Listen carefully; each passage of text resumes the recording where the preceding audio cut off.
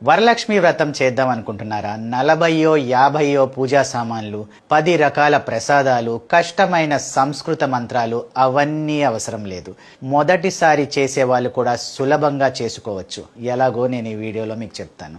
ముందుగా పూజ చేసే చోటును శుభ్రం చేసుకోవాలి. తరువాత చెక్కపీటపై ఎరుపు లేదా పసుపు వస్త్రం పరిచి మండపాన్ని సిద్ధం చేసుకోవాలి. మండపం వెనుక వైపు లక్ష్మీదేవి ఫోటో ఒకటి పెట్టుకోవాలి. ఒక పళ్ళెంలో కొత్త బియ్యం పోసి దానిపై కలశాన్ని పెట్టాలి. కలశాన్ని 3 భాగాల వరకు మంచినీటితో నింపి అందులో చిటికెడు పసుపు, కొన్ని అక్షింతలు, 1 రూపాయి నాణెం, వక్క వేయాలి. కలశం చుట్టూ మామిడి ఆకులు పెట్టి పసుపు, కుంకుమ బొట్టు పెట్టిన కొబ్బరికాయని కలశంపై పెట్టాలి. ఆ కొబ్బరికాయకి జాకెట్ ముక్కని వస్త్రంగా తొడిగి ఆ కలశాన్ని లక్ష్మీదేవి ఫోటో ముందు పెట్టాలి. ఇప్పుడు తోరాన్ని సిద్ధం చేసుకోవాలి. ఒక దారానికి కొద్దిగా పసుపు రాసి 9 ముడులు వేయాలి.